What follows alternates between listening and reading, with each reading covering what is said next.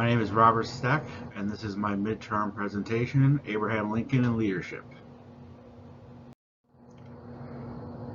I looked at the book Team of Rivals by Doris Curran Goodwin. It's a study on the leadership of Abraham Lincoln throughout the Civil War. During the 1860 National Republican Convention, there were four top candidates for the Republican presidential nomination. Those were Edward Bates, William Seward, Salmon Chase, and Abraham Lincoln. Team of Rivals explores the leadership traits that brought these four men to this point of being nominated for the highest position in the land. Lincoln won, but what traits allowed him to rise above others? The first of these men was Edward Bates. He was born in 1793 to a well-to-do family. He showed early on an aptitude for education.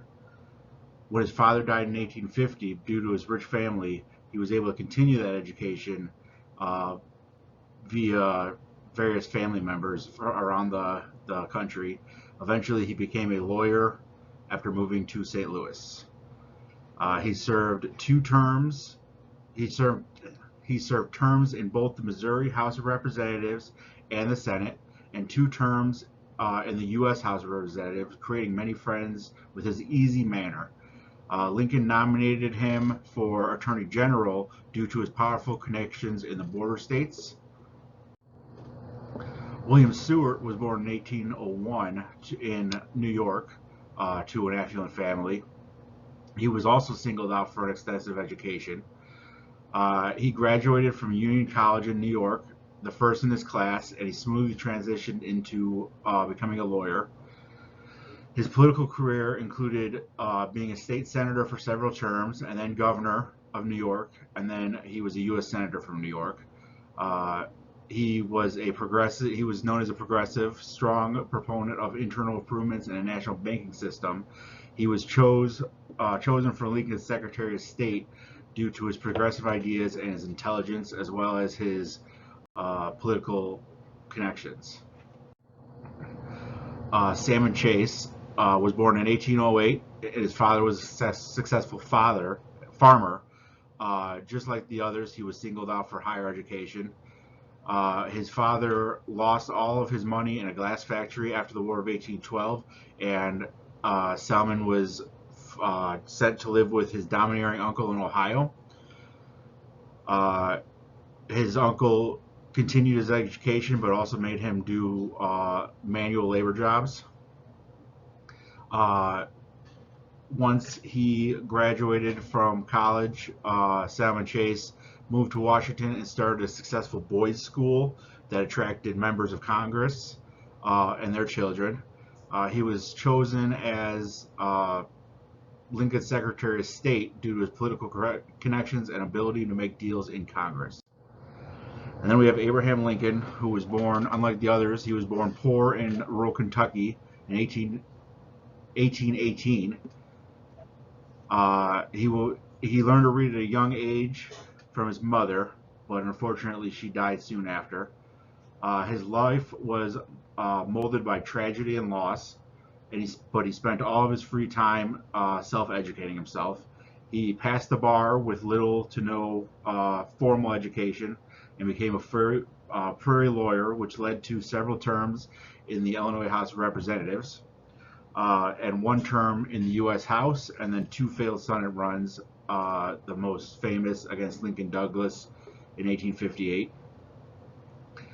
He was able to secure the nomination even though he had very little national presence in politics due to political gall and not having baggage. Lincoln and his cabinet. After winning the election, Lincoln created the most unusual cabinet by including his political rivals. Lincoln said, "We need the strongest men of the party in the cabinet. I had looked over the party over and concluded that these were the very strongest men. I had no right to deprive the country of their services." Lincoln understood that leadership is many times a team effort. The first of the theories that we I looked at in my paper was the great man theory, and this suggests that leaders are born with the right traits. They are valiant, mythical, and ordained to rise to leadership when the situation arises.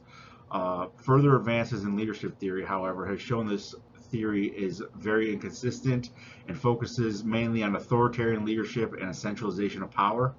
All four of these men were born in different circumstances with different experiences growing up that shaped them into the leaders they became. Lincoln set aside his own ego to create a cabinet that would best serve the country.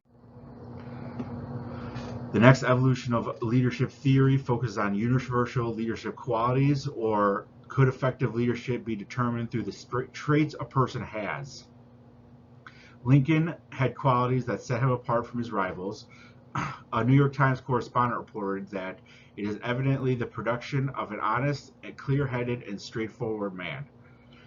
The Washington Daily Chronicle reported that Lincoln was the most truly progressive man of the age because he always moved in conjunction with prosperous circumstances, not waiting to be dragged by the force of events of waiting strength in a premature struggle with them. Lincoln's most important trait was his ability to engage others in achieving a common task of ending the rebellion and bringing the Union back together. By the 70s, leadership theory had evolved again to focus on the relationship between a leader and his followers. Throughout his presidency, Lincoln accepted visitors from all levels of society and knew that he could not be a leader unless he understood what the people wanted and needed from him. He also visited the armies often with the same goal in mind. This, among a series of military victories, secured the Lincoln administration a second term. Although Lincoln was president more than 150 years ago, there are still lessons that we can learn from his leadership. Leadership is fluid, dynamic, socially constructed, and mediated concept. Its meaning, therefore, changes over time and between cultures, and thus evidence of the works not easily captured. Leadership in the library. The ability of the libraries to last and continue to function in a modern society is due in part to its leaders' ability to listen to the community and integrate what is needed, from scrolls to parchment to ebooks, and from DVDs to food drives, and circulation of umbrellas and sewing machines. Successful leaders are able to see things from multiple perspectives and manage multiple complex situations and navigate the change in a way that includes staff and community. Leaders encourage their staff to think about and challenge themselves and library policies, building self-confidence as well as skills and aptitudes.